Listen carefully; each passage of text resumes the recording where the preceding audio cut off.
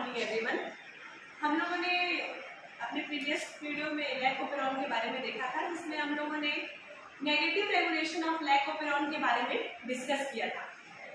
आज हम positive regulation of lac operon के बारे में डिस्कस करेंगे। नेगेटिव रेगुलेशन में हमने देखा था कि नेगेटिव रेगुलेशन लैकोपेरॉन का हम उसको इसलिए कह रहे थे क्योंकि वो रिप्रेशन के थ्रू हो रहा था, लेकिन जब लैकोपेरॉन का रेगुलेशन रिप्रेशन के थ्रू ना होके किसी अदर सुगर मॉलिक्यूल या फिर साइक्लिक एएमपी जो कि अदर एनर्जी मॉलिक्यूल होता है उसके थ्रू अगर होता है तो हम उस टाइप के रेगुलेशन को लैकोपेरॉन का पॉजिटिव रेगुलेशन कहते हैं। पॉजिटिव रेगुलेशन में हम देखेंगे कि कौन कौन से ऐसे फैक्टर हैं जो कि इन्वॉल्व होते हैं। तो सबसे इम्पोर्टेंट फैक्टर जो कि पॉजिटिव रेगुलेशन में इन्वॉल्व होता है वो होता है आपका ग्लूकोज।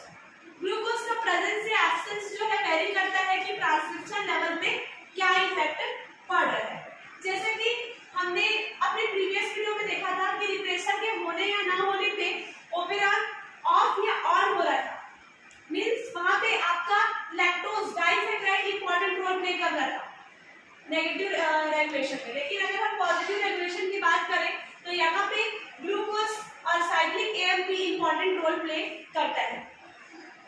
यहाँ पे आपको देखने को मिल रहा है जैसे कि हमने प्रीवियस वीडियो में पूरा स्ट्रक्चरल जीन्स के बारे में और प्रमोटर ऑपरेटर के सीक्वेंस के बारे में अच्छे से हम डिस्कस कर चुके हैं, लेकिन आज हम देखेंगे कि पॉजिटिव रेगुलेशन के केस में किस तरीके से ओपेरॉन ऑफ होगा और किस तरीके से ऑन होगा। तो सबसे पहले यहाँ पे हम लैग आइजीन की अगर बात करें तो लैग आइजीन का कोई वैल्यू नहीं है। यहाँ पे लैग आइजीन का जो कि रिप्रेसर प्रोटीन का सिंथेसिस करता है तो यहाँ पे लैग आइजीन का इम्पोर्टेंस नहीं है, लेकिन यहाँ पर आपका जो सबसे इम्पोर्टेंट है वो है आपका cyclic AMP binding site. Cyclic AMP binding site जो कि आपके प्रमोटर रीजन के जस्ट साइड में प्रेजेंट होता है, और यह जो साइक्लिक एएमपी बाइंडिंग साइट है, साइक्लिक एएमपी बाइंडिंग साइट ना बोल के अगर मैं इसको बोल दूं CRP binding site, cyclic AMP receptor protein बोलते हैं उसको। सीआरपी बाइंडिंग साइट मतलब साइक्लिक एएमपी रिसेप्टर प्रोटीन, जहां पर आपका जो साइक्लिक एएमपी है वह बाइंड करेगा, इसी कारण से उसको बोलते हैं साइक्लिक एएमपी रिसेप्टर प्रोटीन। तो यदि मैं बात करूं इसके रिसेप्टर की जहां से साइक्लिक एएमपी बाइंड होगा वो साइक्लिक एएमपी रिसेप्टर प्रोटीन होगा। अब साइक्लिक एएमपी रिसेप्टर प्रोटीन से साइक्लिक एएमपी जैसे ही हमारा बाइंड करेगा तो साइक्लिक एएमपी रिसेप्टर प्रोटीन जो है वो इनएक्टिव से एक्टिव फॉर्म में चेंज हो जाएगा। यहाँ पे आपको देखने को मिल रहा है कि साइक्लिक एएमपी रिसेप्टर प्रोटीन जो है वो इनएक्टिव है क्योंकि यहाँ पे साइक्लिक एएमपी बाइंड नहीं है, लेकिन जैसे ही साइक्लिक एएमपी बाइंड होता है आपका साइक्लिक एएमपी रिसेप्टर प्रोटीन जो है वो एक्टिवेट हो जाता है, और एक्टिवेशन के बाद साइक्लिक एएमपी रिसेप्टर प्रोटीन जो है वह जाके बाइंड करता है आपके साइक्लिक एएमपी रिसेप्टर प्रोटीन वाले साइड से।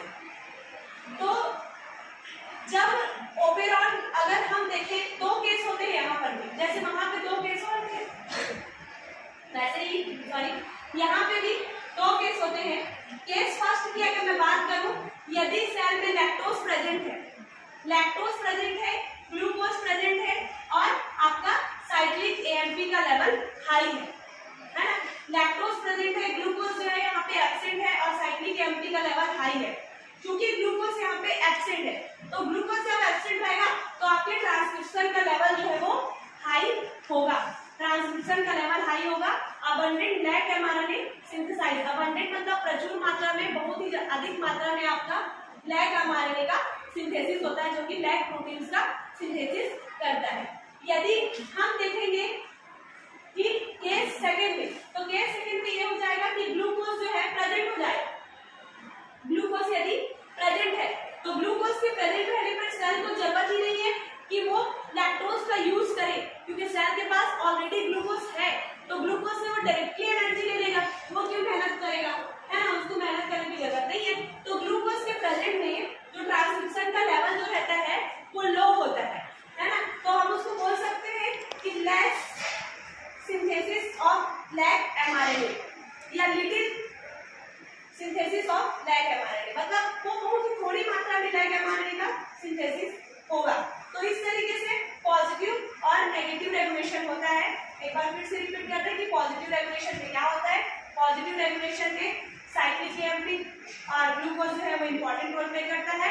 ओपेरॉन कब ऑन होता है, जब आपका सीआरपी जो प्रोटीन है वो सीआरपी रिसेप्टर से सीआरपी साइट से जाके बाइंड होता है